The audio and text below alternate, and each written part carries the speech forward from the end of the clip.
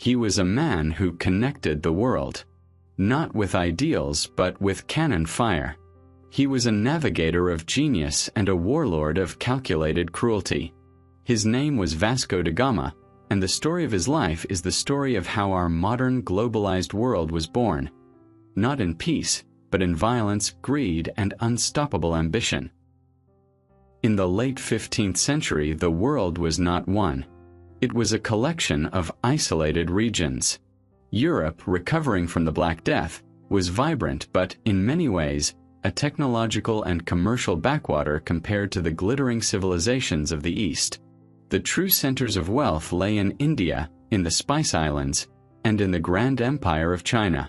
For a king or merchant in Lisbon, London, or Paris, the East was not just a place. It was a fantasy. It was the source of life's greatest luxuries: silk, porcelain, and jewels. But above all, it was the source of spices. Today, we think of cinnamon, pepper, and cloves as simple kitchen staples. In 1490, they were the equivalent of oil, microchips, and pharmaceuticals combined. Pepper was not just for flavor. It was the primary method of preserving meat through long winters. In a world without refrigeration, a handful of peppercorns could mean the difference between fresh food and rotten food. Cloves and nutmeg were not just for baking. They were vital medical ingredients, believed to ward off the plague and cure a dozen other ailments. And more than anything, spices were the ultimate symbol of status. Serving a dish heavily dusted with pepper at a feast was a declaration of immense wealth and power. This incredible wealth flowed to Europe, but only through a tiny bottleneck: a single pipeline. This pipeline was controlled by two powers. At its source, the Mamluk and Ottoman empires, and at its destination, the Republic of Venice. The journey of a single peppercorn was a 1,000-mile relay. A farmer in India sold it to a local merchant.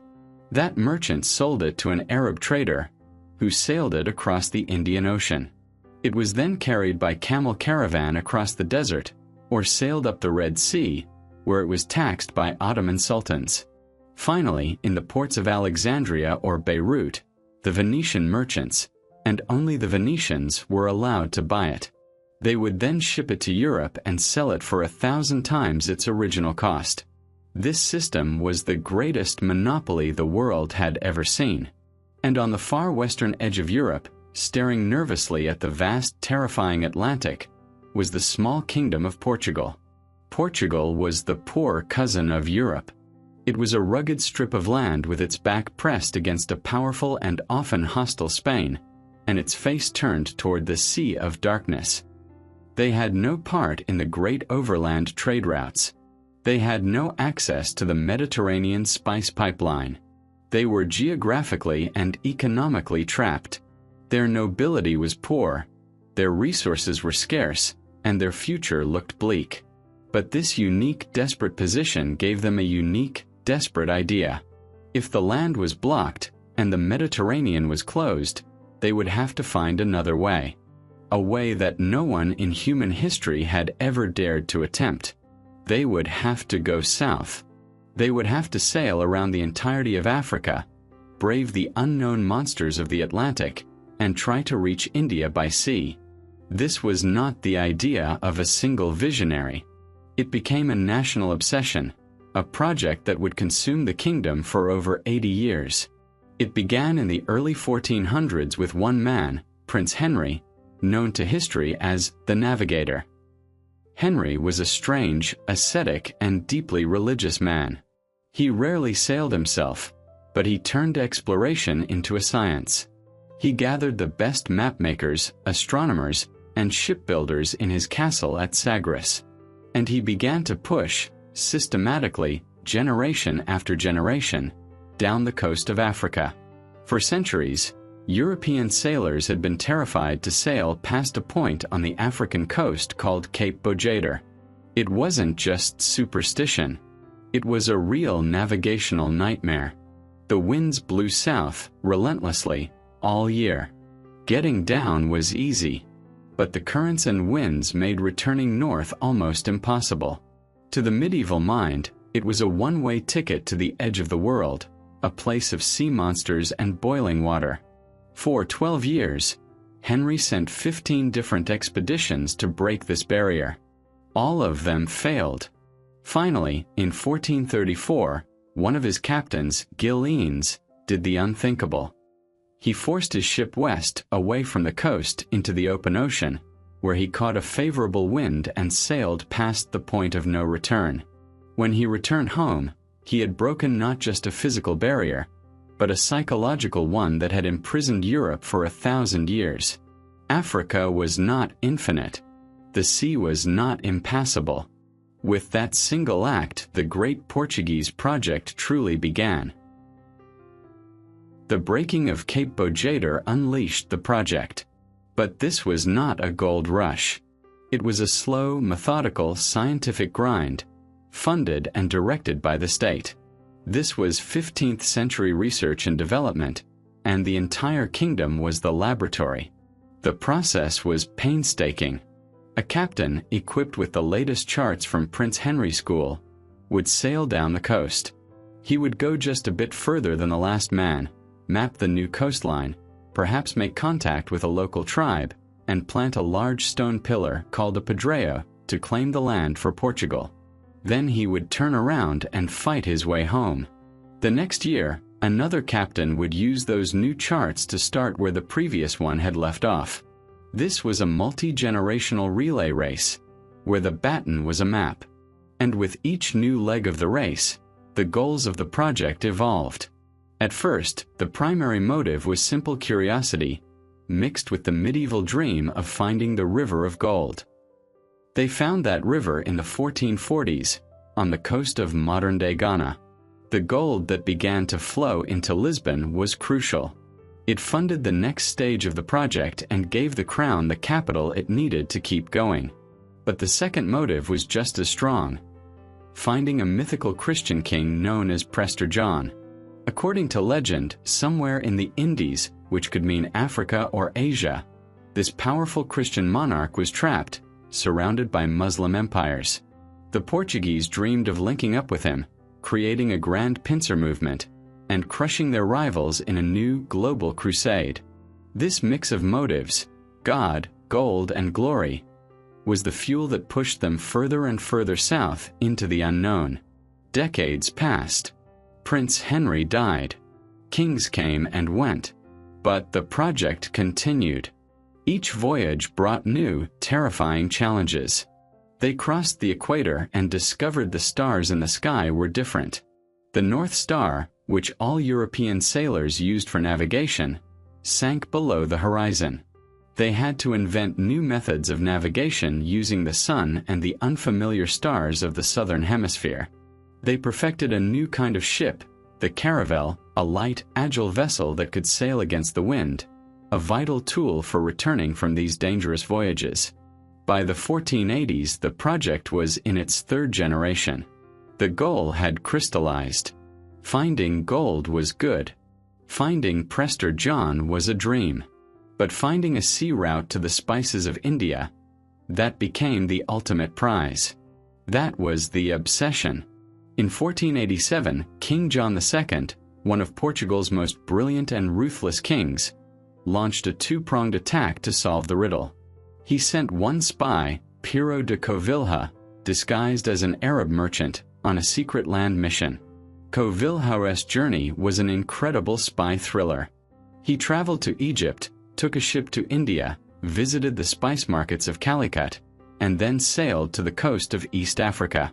He confirmed that the Indian Ocean was not landlocked. He sent a message back to the king. It is possible to reach India by sea if you can get around the bottom of Africa. But how to get around?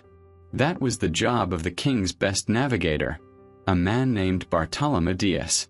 In 1487, the same year the spy left, Dias set sail with 3 ships. He followed the familiar coast down, past the last stone pillar. He sailed further south than any European in history. And then he vanished. Near the tip of the continent, a ferocious storm caught his small fleet. For 13 days, the storm raged, blowing his ships south into the freezing, uncharted waters of the deep Atlantic. His men were terrified. They were lost, far from land, in a part of the world no map had ever recorded.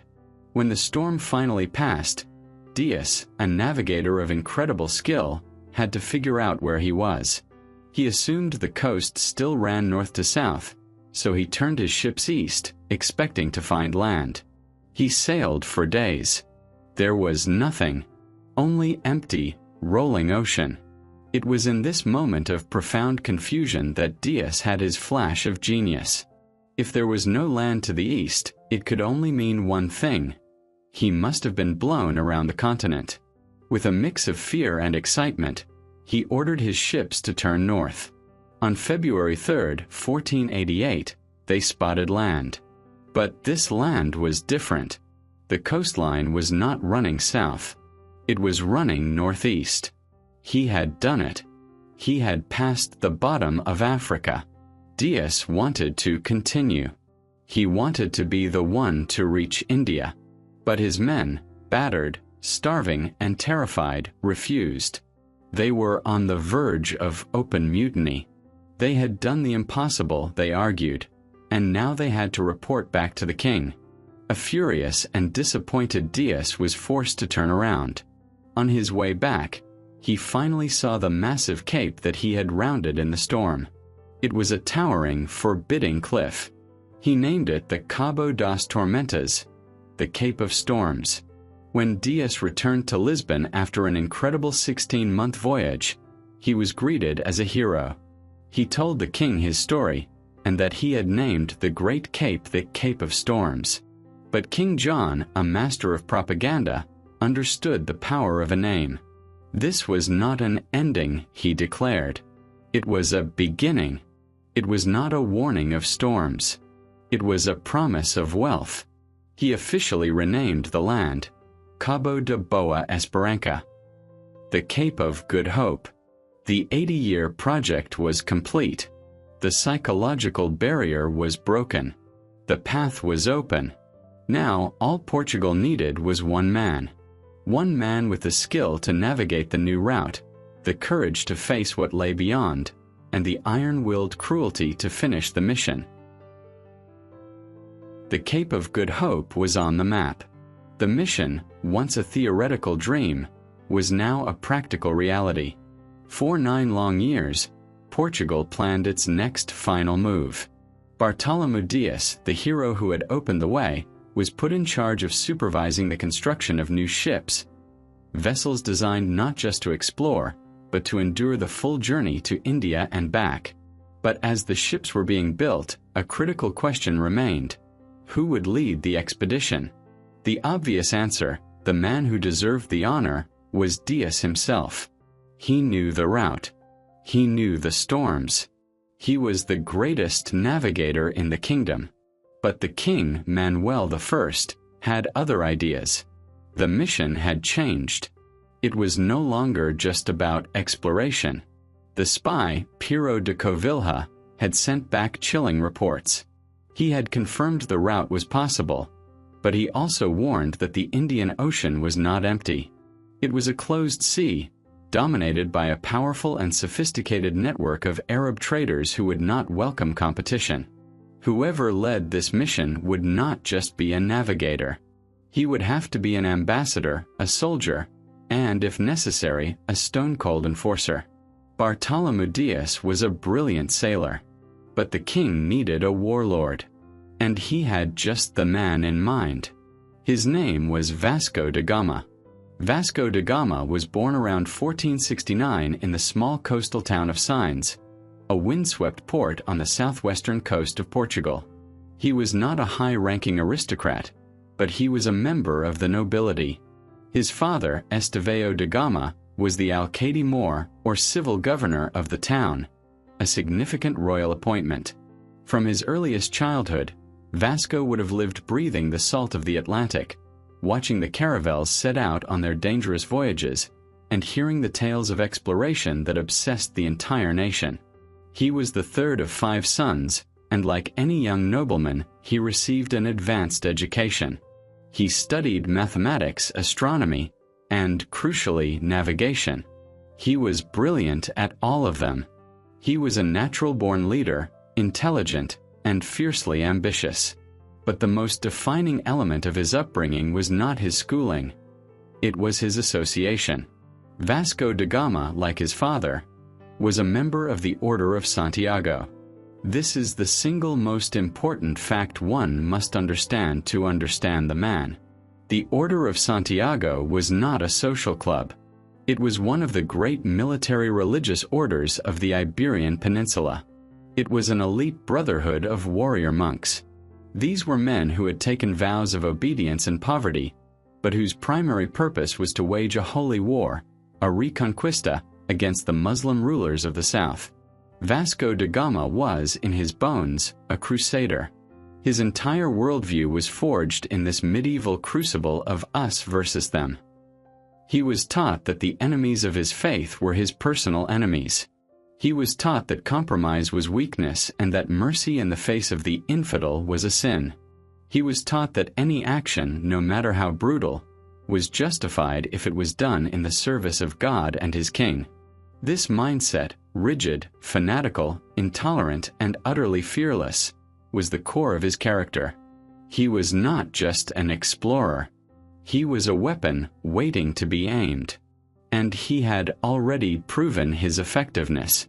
In 1492, an incident occurred that put Vasco da Gama on the map. French pirates, in a bold move, had attacked a Portuguese caravel returning from the Gold Coast. The king was furious and needed to send a message. He didn't send a diplomat. He sent the 23-year-old Vasco da Gama. Da Gama rode to the port of Setúbal, where several French merchant ships were anchored. In a swift, brutal, and legally questionable act of reprisal, he seized all of them. He impounded their cargo and threw their crews in chains. It was a shocking and aggressive move, executed with such speed and efficiency that the French king was forced to immediately release the Portuguese ship. The act made da Gama's reputation at court. The new king, Manuel I, saw him clearly. Here was a man who did not hesitate. A man who did not get bogged down in diplomacy. A man who got results. A man who was, above all, loyal and ruthless. So, when the time came to choose the Capitão Mor, the Captain General of the India Fleet, King Manuel made his choice. Bartolomeu Dias was a navigator. Vasco da Gama was a mission commander. Dias was a man who would turn back in the face of a mutiny. Da Gama was a man who would crush one. The king's choice was cold, practical, and prophetic. He was not sending a merchant to trade. He was sending a crusader to open the gates of the East, and he knew those gates would be locked. Vasco da Gama was the key, and if the key didn't turn, he was the hammer that would break the door down. Dias, the man who had sacrificed everything to find the path, was given a respectful but heartbreaking consolation prize. He would command a separate ship that would accompany da Gama only to the Gold Coast, and would then remain there. He would watch the man chosen to replace him sail off to claim the glory that should have been his. The mission to India would be led by Vasco da Gama. King Manuel provided his new Captain General with the finest tools the kingdom could build. The fleet that gathered in the Tagus River at Lisbon was small, just 4 vessels, but it was custom-built for this mission. This was not a quick scouting trip. It was a long-haul invasion. The 2 main ships were the São Gabriel, which Vasco da Gama would command, and the São Rafael, captained by his brother Paulo. These were not the famous caravels that had first explored Africa. They were a new, heavier class of ship called a carrack, or nau. A caravel was like a sports car. Small, fast, and agile, perfect for darting along unknown coastlines. But these carracks were the heavy cargo trucks of the 15th century. They were slow, deep, and wide. They were designed to hold 2 things. First, enough supplies, water, wine, hardtack, and salted meat, to last for years. And second, cannons. Lots of cannons. They were floating fortresses, built to intimidate, to fight, and if they succeeded, to haul back a fortune in spices. These were accompanied by a smaller, faster caravel named the Barrio, for scouting, and a large, clumsy supply ship, which was loaded to the brim with extra food and spare parts. The plan was to sail this fourth ship until its supplies were emptied, then abandon it. The crew was a hand-picked collection of 170 men. They were not just sailors. They were soldiers, priests for converting the heathen, carpenters and blacksmiths for repairs, and a group of interpreters who could speak Arabic and Hebrew. And most chillingly, the crew included a dozen men known as degradados. These were condemned criminals, murderers, thieves, and traitors, pulled from Portugal's darkest prisons. Their death sentences were commuted, but only in exchange for serving de Gama. Their role was terrifyingly simple. They were human probes. Whenever the fleet reached a shore that looked hostile, the degradados would be the first men sent off the ship. If they were immediately killed and eaten, the fleet would know to stay away. If they survived and made contact, the real crew would follow. This brutal, practical mission was equipped with the best navigation technology of the day. They had astrolabes and quadrants. These were brass instruments that allowed a navigator to measure the angle of the North Star, or the sun at high noon. Using these tools, they could figure out their latitude, their position north or south of the equator, with remarkable accuracy. But there was one problem that no one in the 15th century had solved: longitude. Latitude was a problem of angles. Longitude was a problem of time. To know your position east or west, you needed to know two things: the local time where you were, which you could find by the sun, and the exact time right now back in Lisbon. The difference between those two times would tell you your longitude. But on a rocking, pitching ship, in the salt and humidity, no clock of the era could possibly keep accurate time. They were useless. This meant that while de Gama could sail north or south with confidence, any journey east or west was pure guesswork. It was a terrifying form of navigation called dead reckoning. You pointed your ship in a direction, tried to guess your speed, and marked your best guess on a map, praying you were right. On July 8, 1497, the fleet was ready. The mood in Lisbon was not a celebration. It was a funeral. The entire crew, led by de Gama, marched in a solemn procession to a small chapel on the shore. They spent the entire night in prayer and confession, like men preparing for their own execution. The next morning, as they were rowed out to their ships, the crowd that gathered on the beach did not cheer. They wept. They sang a mournful hymn. Everyone, including most of the sailors, believed this was a suicide mission. They were sailing off the edge of the world. The fleet set sail south. They passed the Canary Islands. They passed the Cape Verde Islands, resupplying one last time. They were following the route Bartholomew Dias had pioneered. They sailed down the coast of Africa, reaching Sierra Leone. And then, Vasco da Gama gave an order that must have seemed like pure insanity. Instead of hugging the familiar coast, as every captain before him had done, he ordered his pilots to turn the ships southwest, away from Africa, away from all known land. He was pointing the fleet directly into the vast, empty, terrifying void of the South Atlantic. This was not a mistake. It was the Volta do Mar, the turn of the sea. This was the great secret that Portuguese navigators had learned.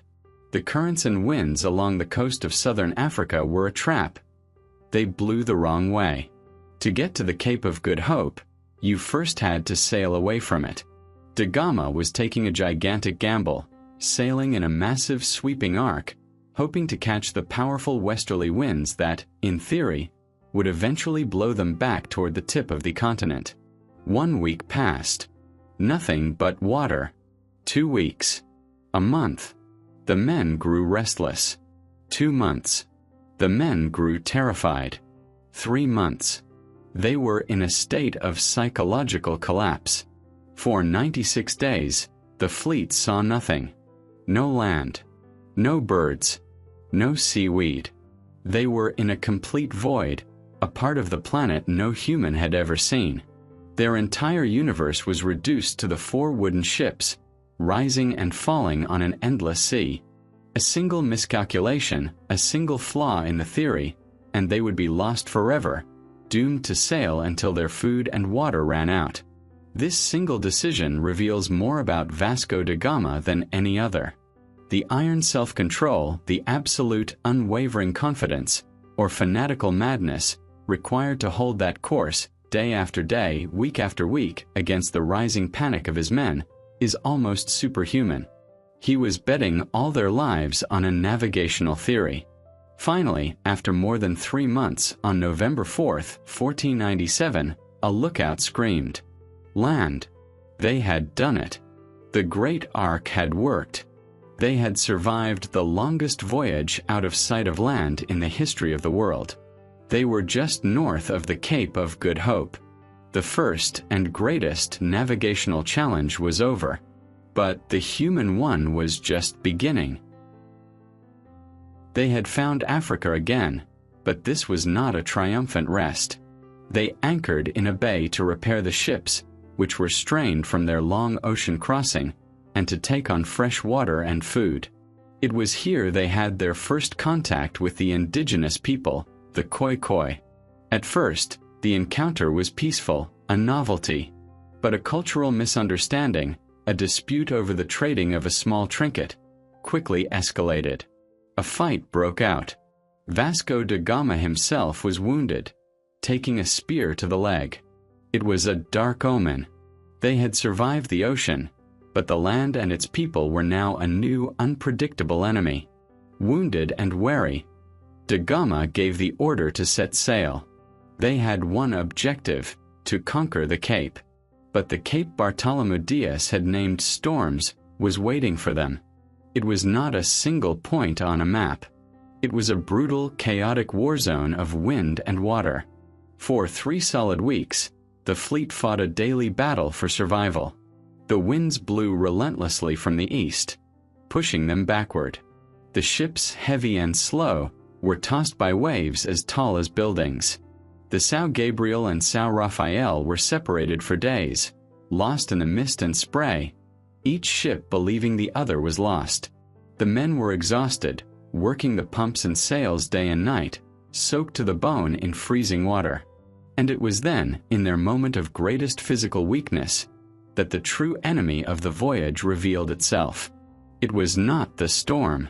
It was an invisible plague, a horror born from the sea itself, scurvy. The men had been at sea for over 4 months. Their supply of fresh food, onions, fruits and vegetables, was long gone. Their diet was reduced to hard biscuit, salt beef and wine. And now, their bodies began to fall apart. The symptoms were a medieval nightmare. It began with a profound weakness, a weariness that felt like death. Then their gums began to swell, turning black and purple, growing over their teeth like a fungus, the stench of rot filling the air of the cramped ship. Their teeth, loosened in their sockets, fell out one by one. Men tried to eat their hard biscuit by soaking it in wine, but were forced to swallow it whole, weeping in agony. Then came the skin. Dark, ugly blotches appeared on their legs and arms. Old scars from knife fights 10 years prior suddenly split open and began to bleed again, as if the flesh itself was unweaving. The slightest bump would cause a massive, grotesque bruise. Their joints swelled, their legs buckling under them. Strong soldiers who had survived battles were reduced to crawling on the deck, moaning for their mothers. They were dying slowly, in the most disgusting and painful way imaginable. The combination of the endless, violent storm and this horrifying, flesh-rotting disease finally broke the spirit of the crew. This was not exploration. It was a divine punishment. They were not meant to be here. God Himself was trying to kill them. A delegation of men, led by the other captains and the chief pilots, the most experienced professionals in the fleet, went to Vasco da Gama's cabin. Their message was simple: turn back. They had done the impossible. They had confirmed the 96-day route. They had reached the Cape. Bartholomew Dias himself had turned back from this exact spot. It was no dishonor. They could return to Lisbon as heroes. If they continued, they would all die. Their ships were on the verge of sinking, and their crews were rotting alive. It was a logical, rational, and desperate plea. Vasco da Gama listened. He looked at his fellow captains, his most trusted navigators, and he saw fear. He saw weakness. And he understood in that moment that this was the true test of the mission. It was not a test of navigation. It was a test of will. His response was absolute. And it was brutal. He refused. He told them that he had sworn an oath to the king and to God, and he would rather die at the bottom of the ocean than return to Lisbon one step short of his goal. The captains and pilots argued. They insisted. They told him the crews were on the verge of open mutiny. Da Gama's response was to have the ringleaders of this cowardice arrested. He seized the ship's masters, the very men who navigated the ships, and had them chained and thrown into the hold. Then, according to legend, he did something that cemented his terrifying authority forever. He gathered the remaining officers on the deck of the São Gabriel, in the middle of the raging storm. He took their navigation tools, their wooden quadrants, their brass astrolabes, and one by one, he hurled them over the side of the ship into the violent sea. He turned to his terrified men and declared that from this moment on, they had no need for these instruments. They had no need for pilots. They had only one pilot, God. And God would either deliver them to India, or he would deliver them to a watery grave. There was no third option. There was no turning back. He had burned his bridges. He had taken his ships and crews hostage. He had, in this single fanatical act, crushed the mutiny. The men now understood. The storm was a terrifying enemy. Scurvy was a horrifying monster. But Vasco da Gama was more dangerous than both. They would follow him, not out of loyalty, but out of fear. With his pilots in chains and his crew utterly subdued, da Gama himself took the helm. And on November 22, 1497, after 3 weeks of relentless battle, the wind finally changed. The sea calmed, and the São Gabriel led the small, battered, bleeding fleet around the great Cape of Storms, the Cape of Good Hope. They had entered the Indian Ocean. They had done it. They had entered the Indian Ocean. The crew was battered, bruised, and terrified of their captain, but they were alive. And for the first time in months, the sea was calm, and the winds were favorable. They were sailing north, along a lush, green coastline that no European map had ever recorded. As they sailed, they passed a lonely stone pillar on a cliff, the Pedreo that Bartholomew Dias had erected at his furthest point before turning back. It was a deeply symbolic moment. They were now officially off the edge of the known world. Every league forward was a step into total mystery. On Christmas Day, 1497, they passed a beautiful forested stretch of coastline. In honor of the day, Vasco da Gama named it Natal, the Portuguese word for Christmas. The name sticks to this day. But their ships were in a desperate state. The 96-day Atlantic crossing and the battle with the Cape of Storms had taken their toll. The São Rafael, captained by his brother Paulo, was leaking badly. The hulls of all the ships were covered in thick weeds and barnacles, slowing them down. They were still suffering from scurvy. They needed to find a safe harbor to rest and make repairs. In late January 1498, they limped into the mouth of a wide river. And here the entire nature of the voyage changed. The local people who came to meet them were not the hunter-gatherer tribes of the south. These men were part of a more complex society. They wore clothing made of cotton. Their leaders spoke a few words of Arabic. One man, a local chief, was wearing a cap embroidered with silk thread. To the Portuguese, this was a thunderbolt. Silk did not come from Africa. It came from the east. They were no longer in the wilderness. They had just touched the outermost thread of the vast, sophisticated trade network they had come to find. Da Gama was so overjoyed he named the river Rio dos Bons Sinais, the river of good omens. But their good omen was poisoned. They were forced to stay in that hot, humid river delta for 30 days, careening their ships, beaching them on their sides to scrape the hulls clean. And in that month of backbreaking labor, with no fresh food, the scurvy that had been held at bay returned with horrifying violence. Dozens of men died.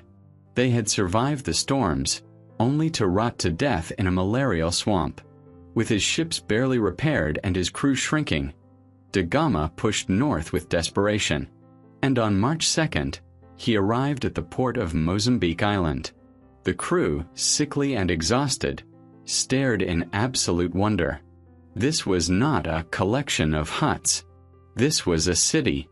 The harbor was crowded with strange, elegant ships called dhows, vessels with triangular sails, built not for brutal Atlantic storms, but for speed in the calm monsoon winds. The men on the docks were not tribesmen. They were Arab and Swahili merchants, dressed in fine cotton and silk. They were trading gold, ivory, and as the Portuguese sniffed in the air, the unmistakable aroma of spices.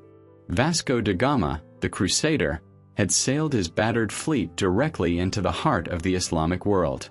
He knew he was in extreme danger. He was a Christian intruder in a sea controlled by his sworn enemies. So he decided to lie. When the local ruler, the Sultan of Mozambique, sent messengers to the ship, Da Gama hid his identity.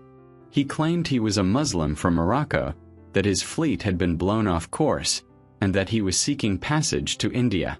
The Sultan, intrigued by the strange new ships, believed him. He came aboard the São Gabriel, bringing fresh food and water.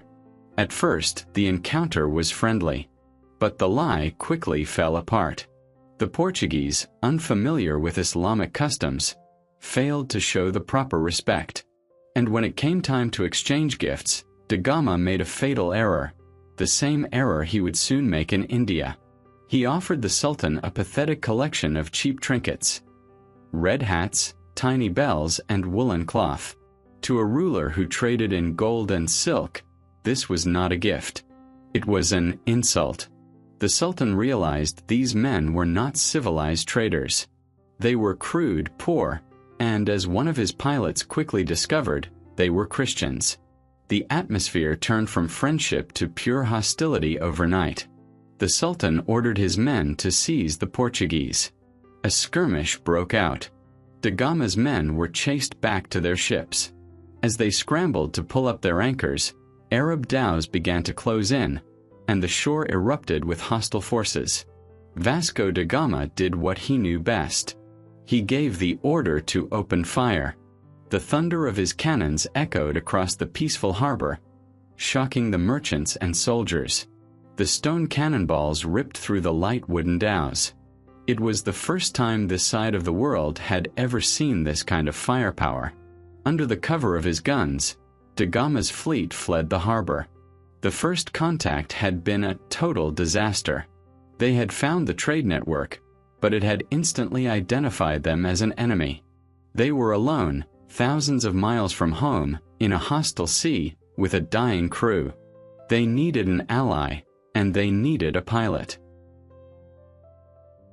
The first contact had been a disaster of his own making. Vasco da Gama fled Mozambique with his cannons blazing, his identity as a Christian revealed to the entire Swahili coast. He had not just failed to make a friend, he had created an active and powerful enemy. He was now a marked man. His fleet was in a desperate condition. The men were still dying of scurvy. The São Rafael was taking on so much water that the pumps had to be worked constantly, exhausting the sick crew. He needed to find a safe harbor, but he knew that runners from Mozambique would be racing up the coast, warning every port of his arrival. On April 7th, they sighted the next great city, Mombasa. It was even larger and wealthier than Mozambique, its harbor filled with ships. Da Gama, knowing his reputation had preceded him, was deeply paranoid. But when he anchored, he was surprised. The Sultan of Mombasa sent them a friendly welcome. He offered to send fresh food and water, including, miraculously, a supply of oranges, the one thing that could cure their scurvy. He invited Da Gama ashore to meet him. It was all a trap. The Sultan of Mombasa, having heard exactly who these Christian intruders were, had no intention of trading with them. His plan was simple: lure the captains ashore, assassinate them, and seize their powerful ships. But he had underestimated Vasco da Gama's paranoia. Da Gama refused to go ashore, citing his illness. Instead, he sent 2 of his degradados, the condemned criminals, to meet the Sultan. That night, when the Sultan's welcome party rowed out to the Portuguese ships, Da Gama's suspicion went into overdrive. He noticed the men were not just friendly greeters. They were heavily armed. He ordered his ships to prepare for an attack. During the night, his men heard scraping noises on the hulls. Arab divers were in the water, attempting to cut their anchor cables to set them adrift, where they could be boarded. The trap was sprung. Chaos erupted. Da Gama's men fought off the divers, and at the first light of dawn, he did the only thing he could. He opened fire. As his cannons tore into the Mombasan ships, Da Gama's men managed to capture a few of the enemy sailors who had tried to board. And now, the true ruthless character of the Captain General emerged. He had no time for diplomacy. He needed information. He needed to know the full extent of the plan. He ordered the prisoners to be tortured. According to the journals of the voyage, the method was horrific. The men were tied down, and a mixture of boiling water and oil was poured, drop by drop, onto their bare skin, bathing them in agony until they confessed the entire plot. Da Gama now had his proof. The entire coast was allied against him. He was in a sea of enemies. He fled Mombasa, firing his cannons as he went, a crusader waging a one-man war against an entire civilization. The fleet was at its absolute lowest point. They limped north one more time, their crews devastated by scurvy, their spirits broken. They knew the next port, Malindi, would probably be another trap. If Malindi turned them away, the mission was over. They would have no choice but to try and sail home, a journey no one would survive. On April 14th, they arrived at Malindi, and to their utter astonishment, they were greeted with celebration. The harbor was filled with music, and the Sultan of Malindi sent out a delegation, not of soldiers, but of musicians and greeters, showering them with gifts and friendship. This was not a trap. It was a strategic masterstroke. The Sultan of Malindi was in the middle of a bitter and ancient feud with the Sultan of Mombasa. He had heard about the mysterious cannon-wielding ships that had just bombarded his mortal enemy. He didn't see an infidel. He saw a powerful, new, and wonderfully violent ally. The old proverb, "The enemy of my enemy is my friend," had just saved Vasco da Gama's life. Da Gama, finally learning the art of diplomacy, met the Sultan with great respect. They exchanged rich gifts and forged an alliance. The Portuguese, safe in the harbor, feasted on fresh oranges, and for the first time in months, the scurvy began to recede. The men's lives were saved. But the Sultan of Malindi gave Da Gama something far more valuable than fruit. He gave him the final key to the mission. Da Gama had explained his goal: India. The Sultan, happy to help, offered him the services of a guide. This was not just any guide. This was, according to the legend of the voyage, the greatest navigator in the entire Indian Ocean. His name was Ahmad ibn Majid. He was a master pilot, a lion of the sea. He was a scholar who had written dozens of books on navigation, astronomy, and the secret pathways of the sea. he knew the Indian Ocean better than any man alive. He looked at da Gama's crude astrolabes and, as one account says, scoffed, showing them his own, far more sophisticated Arab instruments. But most of all, he knew the secret of the monsoons. He explained to da Gama that the Indian Ocean was a highway. For 6 months of the year, the winds blew consistently from the southwest, pushing ships directly to India. For the other 6 months, they reversed, blowing from the northeast, pushing ships directly back to Africa. The Arabs had been riding this wind highway for 1,000 years, and Vasco da Gama, by pure dumb luck, had arrived in Malindi at the perfect time, just as the winds were turning east. On April 24, 1498, with the blessing of the Sultan and the hand of Ahmad ibn Majid on the tiller, the Portuguese fleet left Africa behind. What had taken them 96 days of terror in the Atlantic was now a simple, swift passage. For 23 days, they sailed on a perfect steady wind. It was a crossing of velvet. The crew, healed and confident, saw their fanatical captain in a new light. He had been right. He had promised them India, and he was delivering. On May 20th, 1498, a lookout on the São Gabriel shouted the word they had all waited a lifetime to hear: Terra! Land. But it wasn't just land. It was a towering green mountain. It was the Malabar coast. It was India. Vasco da Gama had done it. He had breached the wall. He had sailed his crusader fleet from the end of the world to its very center. They anchored off the coast of Calicut. This was it, the goal of an 80-year national quest. This single city was the heart of the global spice trade. It was one of the richest ports on the planet. For the Portuguese sailors, who had not seen civilization in almost a year, it was a profound shock. The city was massive, a sprawling metropolis of towering temples and grand palaces. The harbor was a forest of masts, crowded with ships from Cairo, from Persia, from Malacca, and from as far away as China. The air itself was thick with a scent they had only ever encountered in tiny, expensive pinches. The overwhelming, intoxicating smell of pepper, cinnamon, and ginger. They had arrived at the treasury of the world. But this arrival also highlighted a dangerous fact. They were one small, battered Christian fleet in a sea of powerful, established, and predominantly Muslim commerce.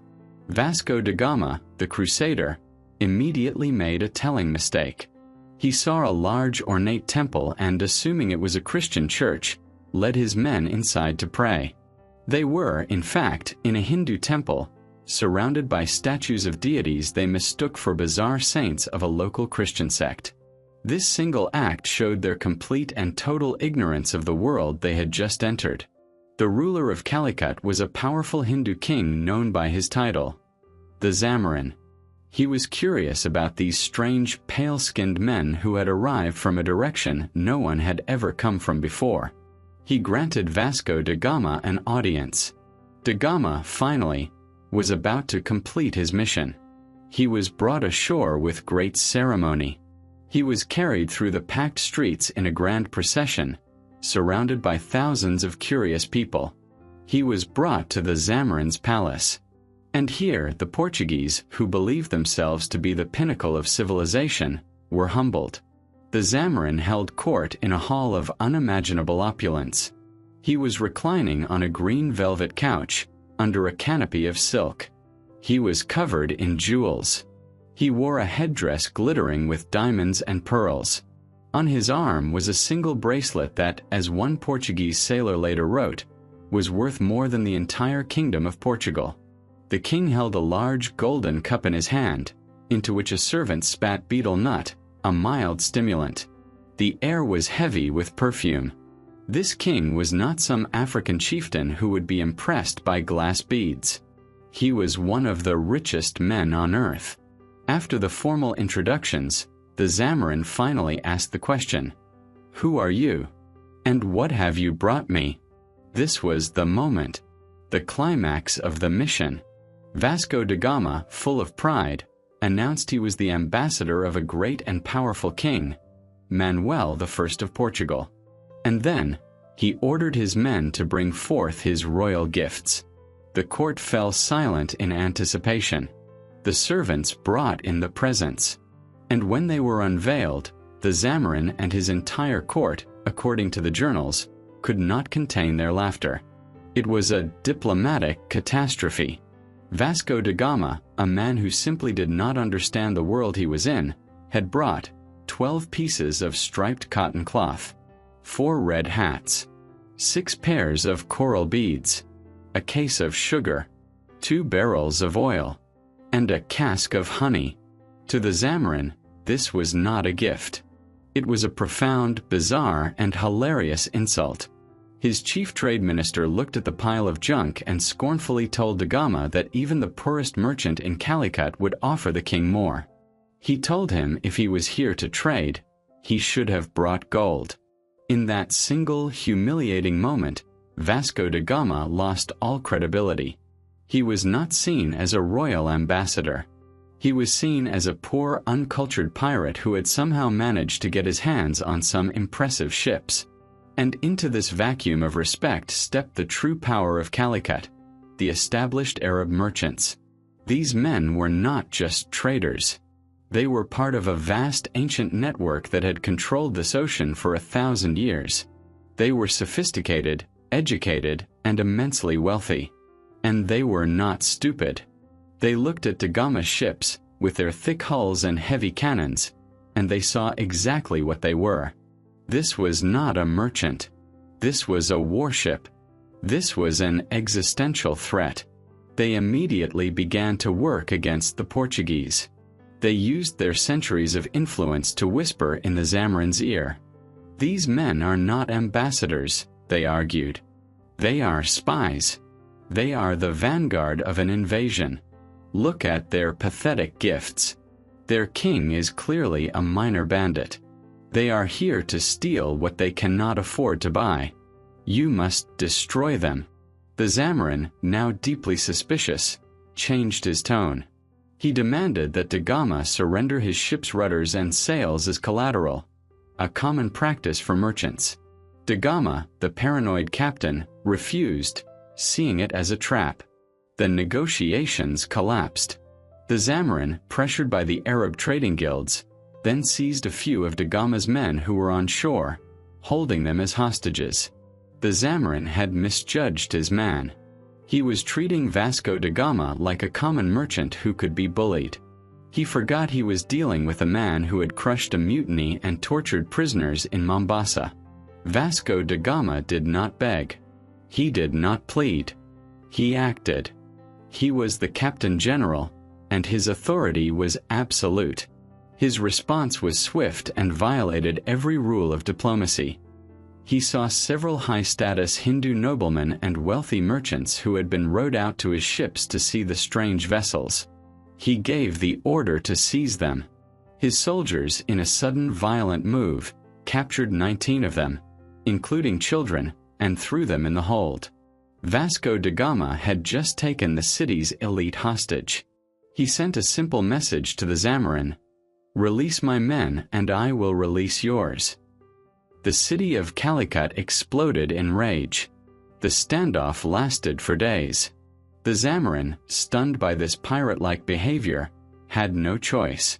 He released the Portuguese men he held. Da Gama, in a calculated show of power, did not return all of his hostages. He kept 5 of them, believing they would be useful back in Portugal as proof and as future interpreters. On August 29, 1498, after 3 tense months, Vasco da Gama ordered his fleet to set sail from Calicut.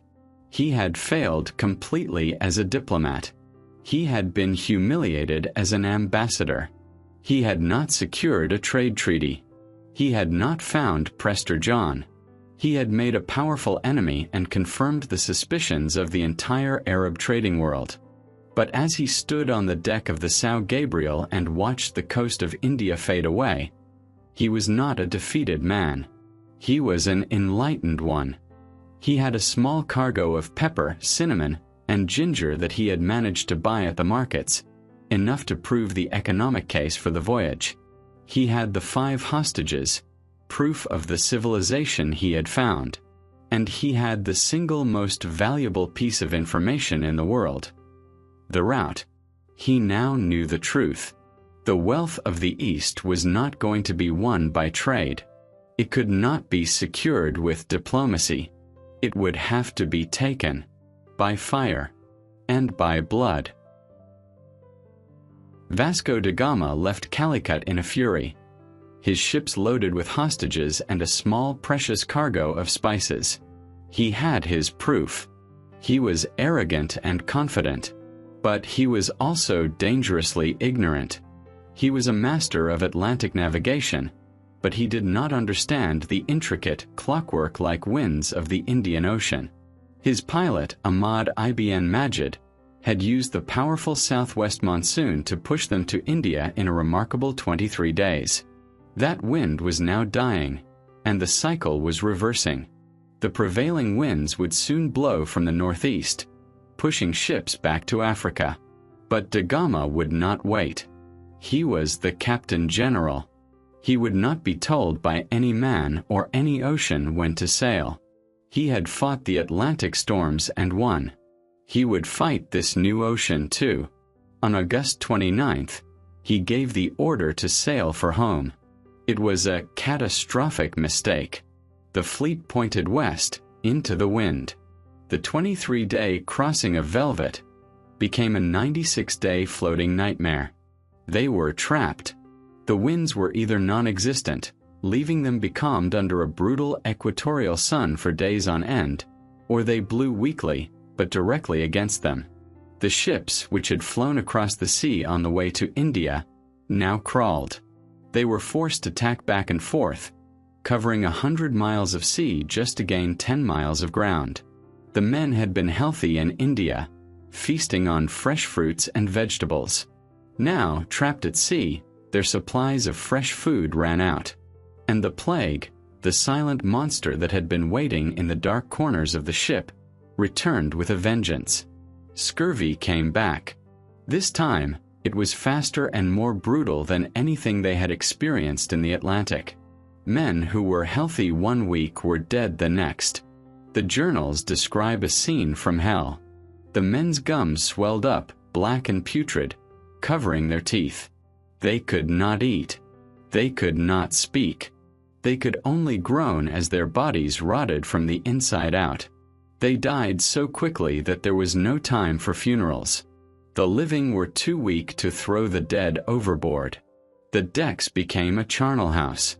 On this single, 3-month crossing, 30 men died.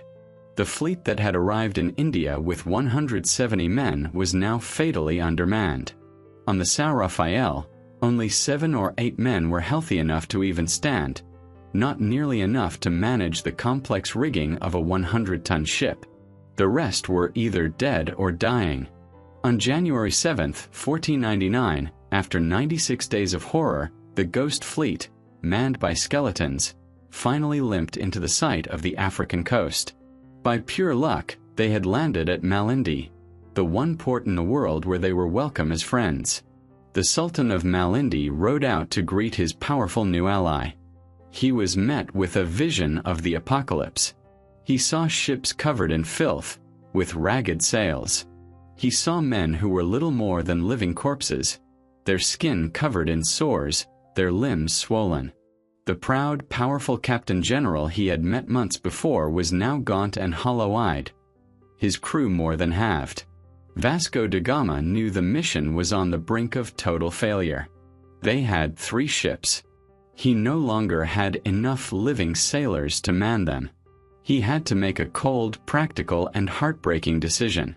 He had to consolidate his crews. One of the ships had to be destroyed. He chose the São Rafael. It was his brother Paulo's ship. It was leaking badly, and it held too many memories of the dead. He ordered the ship to be emptied of its cargo and beached. Then, he gave the order to set it on fire. The remaining crews of the São Gabriel and the Barrio stood on their decks and watched in silence as one of their own ships, a ship that had carried them to the edge of the world and back, was consumed by flames on a foreign beach. With his 2 remaining ships and his crews restored to health by the Sultan's oranges, da Gama began the final leg of the journey home. They rounded the Cape of Good Hope with relative ease. The winds were now in their favor. But the voyage had one last, personal tragedy in store for its captain. His brother, Paulo da Gama, had been sick for months. He was a gentler man than Vasco, loved by the crew for his kindness. He was the diplomat to Vasco's warlord. But the long voyage had broken him. As they crossed the Atlantic, it was clear Paulo was dying. Vasco da Gama, the man of iron, showed a rare human desperation. He was on the verge of returning to Lisbon a global hero, but he couldn't bear to watch his brother die at sea. He broke formation. He ordered the São Gabriel to sail directly for the Azores Islands, where he hoped he could find better medical care for Paulo. He put his mission, his ship, and his king's cargo at risk, all for the one man he truly loved. It was useless. Paulo da Gama died in the Azores, in a monastery. Vasco da Gama, the conqueror, was shattered. He reportedly wandered for days, overcome with grief, and refused to leave the island. He stayed by his brother's grave, a broken man. Back in Portugal there was silence. The mission was more than a year overdue. It was presumed lost. The king had given them up for dead. Then, on July 10, 1499, the Barrio, the fast caravel that had separated from da Gama during a storm, limped into Lisbon harbor. Its captain, Nicolau Qualo, raced to the king with the greatest news in the history of the world. They had found India. The sea route was open. The city exploded in celebration. But where was the Captain General? Weeks passed. Finally, in late August, a somber black-clad Vasco da Gama arrived. He had returned not as a triumphant hero, but as a mourner. He was a ghost. Of the 170 men who had sailed with him, only 55 had returned. 2 of his 4 ships were gone. But the king did not care about the human cost. He cared about the cargo. The small, pathetic-looking bags of pepper, cinnamon, and cloves that da Gama had brought back from Calicut were immediately sold. And the profit from that one tiny cargo was enough to pay for the entire disastrous 2-year expedition 60 times over. Portugal had its prize. The king immediately gave Vasco da Gama the new title he had craved, Admiral of the Indian Seas. He was given lands, a massive pension, and a hero's welcome. But as the celebrations raged, Vasco da Gama and King Manuel were already planning the next voyage. And this time they knew the truth.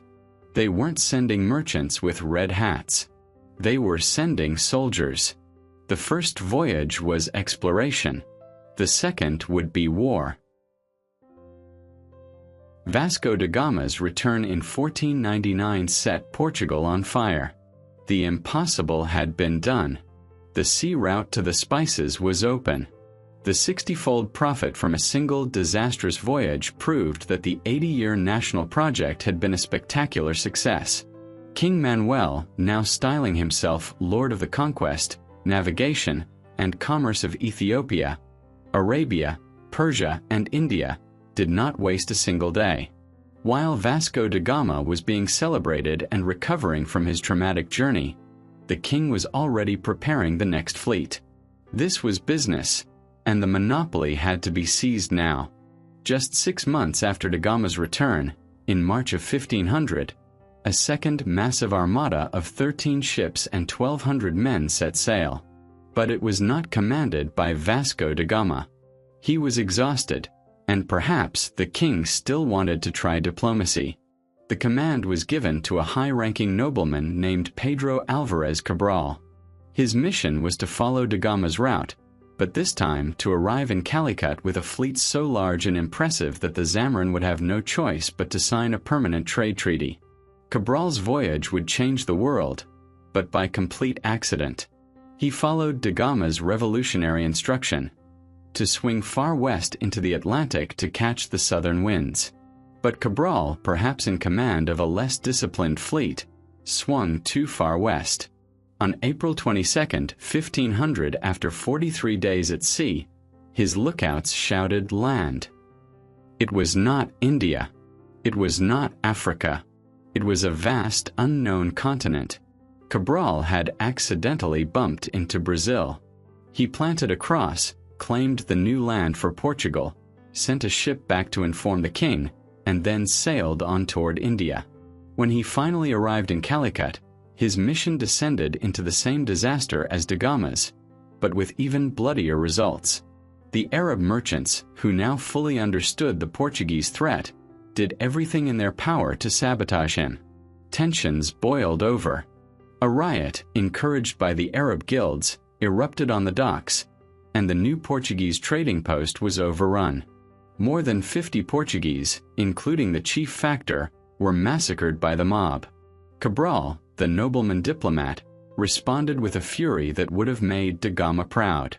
He seized 10 Arab merchant ships that were in the harbor, stole their cargo, and killed their crews. Then, he lined up his 13 ships in front of the city of Calicut, a city built of wood, and for one full day he bombarded it. He leveled the waterfront, killing hundreds of civilians. Having made his violent point, Cabral fled. He sailed to the rival cities of Cochin and Cananor, made small trading alliances, and then returned to Portugal. He arrived in Lisbon as a hero for discovering Brazil, but as a failure for his mission in India. He had lost half his fleet, and his profits were minimal. But he brought back a fatal confirmation. The Zamorine of Calicut could not be trusted. The Arab merchants would never permit them to trade. Da Gama had been right. This was not a trade war. This was a holy war. The kid gloves were off. King Manuel, now enraged by the massacre of Cabral's men, turned to the one man he knew would finish the job. The diplomat had failed. It was time for the enforcer. In 1502, Vasco da Gama, now the admiral of the Indian seas, was given his second command. And this was not an exploration. This was a punishment. His new fleet was an instrument of pure terror. He did not sail with 4 battered vessels. He commanded an armada of 20 heavily armed ships. Many were large carracks, bristling with cannons. Some were new, fast, specialized caravels, designed to hunt down and destroy the lighter Arab dhows. He commanded over 1,000 men, not sailors, but soldiers. His orders were not to trade, not to negotiate, and not to explore. His orders were simple: avenge the dead. Force the Sultan of Mozambique to pay tribute. Burn the ships of Calicut. Expel every Muslim from the Malabar coast. And break the Zamorine's power forever. Use any means necessary. Vasco da Gama, the crusader, had been unleashed. This time, there was number 96-day voyage into the unknown. He knew the route. He knew the winds. He sailed with brutal, confident efficiency. He crossed the Atlantic in his great ark, rounded the Cape of Good Hope, and stormed into the Indian Ocean like its new master. He did not even pretend to be a merchant. His first stop was in East Africa, at the port of Kilwa, whose sultan had been hostile to Cabral. Da Gama sailed his 20 ships directly into the harbor, their decks lined with armed soldiers, and aimed his cannons at the sultan's palace. He demanded a massive tribute in gold, or he would burn the city to the ground. The terrified sultan paid immediately. Next, he stopped in Malindi to reward his only true ally, before beginning the true purpose of his mission, to cleanse the sea. He did not sail for India. He began a systematic, terrifying patrol of the Indian Ocean. He was hunting. Any Arab-flagged ship he found was to be treated as an enemy of the state. He ran down ship after ship, seizing their cargo and sinking them. This was not piracy. This was a calculated naval policy. It was state-sponsored terrorism, designed to spread one simple message: the ocean had a new owner. As he sailed, His scouts brought him word. A very large ship, a dhow named the Miri, was nearby. It was returning from the holy city of Mecca. It was a pilgrim ship, heavy with cargo, and more importantly, heavy with passengers. Hundreds of them, including the wealthiest merchants of Calicut, returning from their Hajj. It was the perfect target. Admiral Vasco da Gama had his target. The Miri was a large, undefended merchant dhow, a civilian vessel. It was returning from Mecca carrying not soldiers, but hundreds of passengers, including some of the wealthiest Muslim merchant families of Calicut, along with their wives and children. Da Gama's fleet of 20 warships had no trouble cornering the single vessel. The Miri immediately surrendered. This was not a battle. It was a capture. The wealthy merchants, seeing the overwhelming force, knew exactly what this was. It was a pirate shakedown. They immediately began to negotiate. They sent a delegation to the São Gabriel and made Vasco da Gama an offer that would have staggered any normal man. They offered him an enormous ransom for their lives and their ship. According to one account, they offered him enough gold to make the king of Portugal rich forever. They pleaded for their lives, reminding him that they were unarmed and that their wives and children were aboard. This was the moment that defined Vasco da Gama. A pirate would have taken the gold. A merchant would have taken the gold. A normal commander would have taken the gold. Vasco da Gama was none of those. He was a crusader. And he was not here for gold. He was here to send a message. He allowed the merchants to hand over their wealth.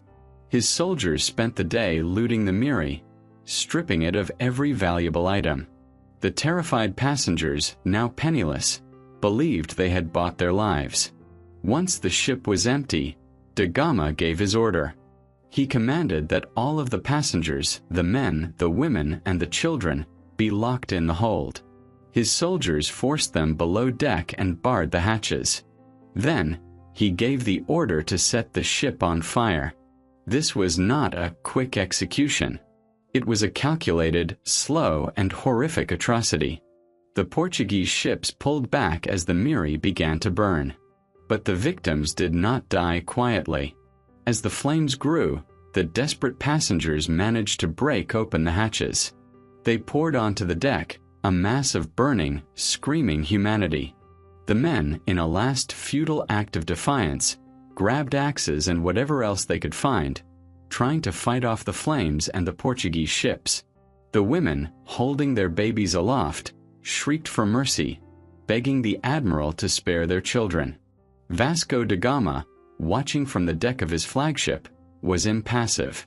He saw not civilians, but infidels. He ordered his ships to form a perimeter around the burning wreck. And as the passengers tried to leap into the water to escape the fire, da Gama gave his final command: "Open fire." His cannons, loaded with stone and metal, ripped into the burning ship. His soldiers, lining the rails, used crossbows to pick off anyone still moving. 4 hours, they watched as the Miri was systematically destroyed by fire and cannon shot, until it finally slipped beneath the waves, taking every single one of its passengers, nearly 400 people, to the bottom of the sea. Only a few children were reportedly spared, pulled from the water to be forcibly baptized and raised as Christians. The message was sent. This was not a trade dispute. This was a war of annihilation. With the smoke of the Miri still on the horizon, the armada of vengeance arrived at Calicut. The city, which had humiliated da Gama 3 years earlier, now stared in horror at the 20 warships anchoring in their harbor. Da Gama did not ask for an audience. He sent the Zamorin a simple ultimatum: "You will immediately banish every last Muslim from the city. If you refuse, I will destroy you and your city." The Zamorin was in an impossible position. The Muslim merchants were the backbone of his economy. To expel them would be financial suicide. But the fleet in his harbor was a vision of Armageddon. Horrified by the news of the Miri, But unwilling to destroy his own kingdom, the Zamorin refused. Da Gama was a man of his word. He gave the order to bombard the city. This was not the short retaliatory strike of Cabral. This was a systematic, 2-day-long destruction. Da Gama had his ships form a battle line, and they slowly moved back and forth, firing their heavy cannons into the wood and thatch city. The waterfront, the center of the spice trade, was demolished. Temples, mosques, and warehouses were reduced to rubble. Thousands of civilians were killed as they tried to flee the rain of cannonballs. The city that had laughed at his red hats was now being erased from the map. After 2 days of relentless bombardment, Da Gama paused. The city was burning. The Zamorin was silent. The admiral felt he needed to make one last personal point. He needed to send a message that no one for the rest of time would ever misunderstand. His fast caravels chased down several fishing boats that were trying to bring food into the starving city. They captured the 34 fishermen, simple, unarmed civilians. Da Gama ordered them brought to his flagship. There, on the deck, he had them all hanged from the ship's rigging. As the city of Calicut watched in terror, the bodies swung from the masts. But he was not finished. Once they were dead, he ordered their bodies taken down. He had his soldiers, with axes and knives, dismember them. Their hands, their ears, and their noses were cut off. The pile of human body parts was thrown onto the deck. Da Gama then had the limbless, mutilated corpses thrown into a single boat. He had a note written, translated into the local language. He had the note tied to the pile of body parts, and he had the boat rowed to the shore to be delivered to the Zamorin. The note allegedly read, "I send you these presents. It is a gift from the King of Portugal to the Zamorin of Calicut. This is how we will treat you and all your subjects if you continue to resist." This was the true Vasco da Gama, the crusader, the enforcer, the terrorist. He had broken Calicut. He had broken the will of the Zamorin. He had established a reign of terror over the entire Malabar coast. He then sailed his armada to his allied ports, Cochin and Cananore. The rulers there, now absolutely terrified of their ally, gave him everything he asked for. He loaded his ships with spices at prices he dictated. He had fulfilled his mission. He had not come to trade. He had come to conquer. He left a permanent naval patrol of 5 ships to blockade the coast and ensure the Portuguese monopoly. He had, with this single horrific voyage, laid the bloody foundation of the Portuguese Empire in Asia. And then, victorious, he sailed for home. When Vasco da Gama returned to Lisbon in 1503, his triumph was absolute. There was no grief, only victory. The holds of his 20 ships were overflowing with a king's ransom in spices, silks, and gold. He had returned not just as a hero, but as the man who had personally broken the back of the Venetian and Arab monopoly. He had delivered the keys to the world's treasury to his king. King Manuel was ecstatic. The admiral of the Indian seas was showered with more honors. He was granted the title of Count of Vidigueira, elevating his family to the highest ranks of the Portuguese nobility.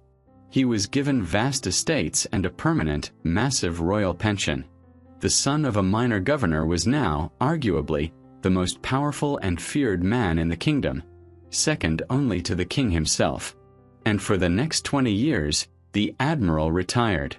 He lived in splendor, advising the king on the Indian policy that he himself had created.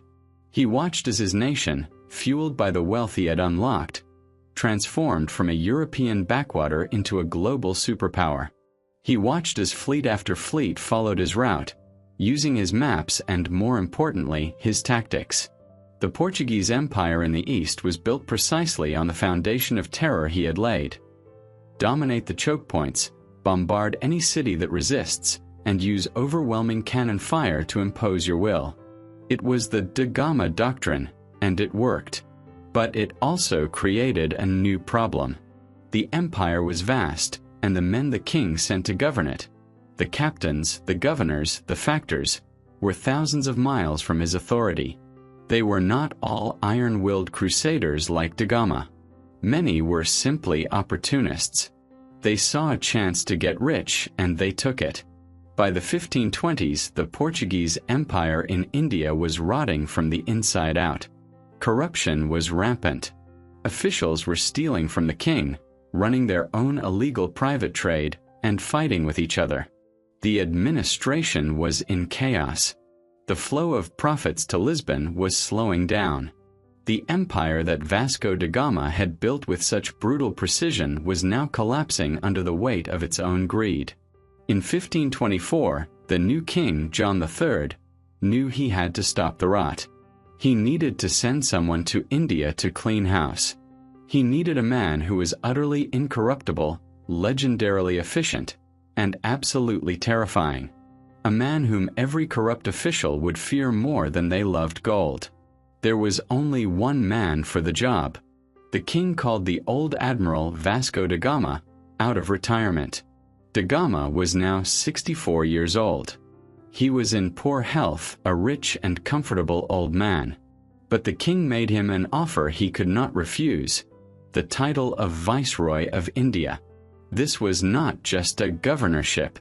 It was absolute dictatorial power over the entire East. Da Gama accepted his final mission. In April 1524, he sailed for India one last time. When he arrived, he unleashed an administrative storm. He was no longer a captain. He was a pure enforcer. He immediately seized several ships that were conducting illegal trade and had their captains imprisoned. He banned all private commerce.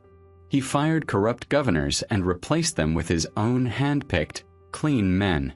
He reportedly had traitors publicly hanged and flogged as an example.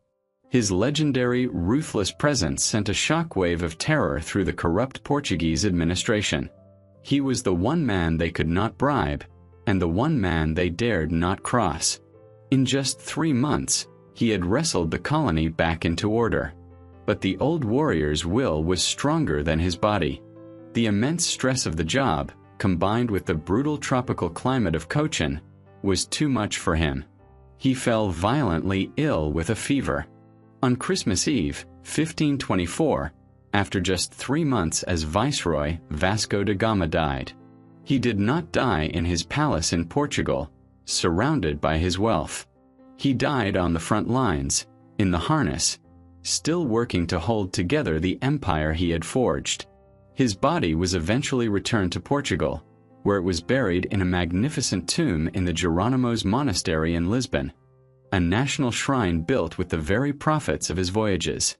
So, who was this man who remains a foundational hero of his nation to this day? He was not a simple explorer. He was a man of profound and violent contradictions. He was a peerless navigator who mastered the ocean, but a man completely, aggressively ignorant of the ancient cultures he encountered. He was a leader of such iron self-control that he could hold a mutinous fleet together through sheer force of will. He was a loyal subject, a dedicated family man who risked his mission to save his dying brother. And yet, he was capable of the most calculated, inhuman atrocities imaginable.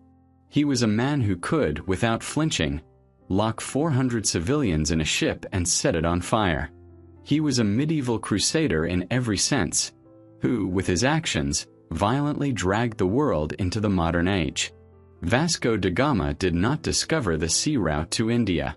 That route had been sailed for 1,000 years. He hijacked it.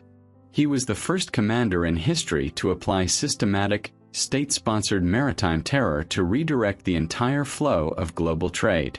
He was the true architect of European colonialism, the man who kicked open the door for 450 years of European domination of the East. He was the man who connected the world, not with a handshake, but at the point of a sword and with the thunder of a cannon.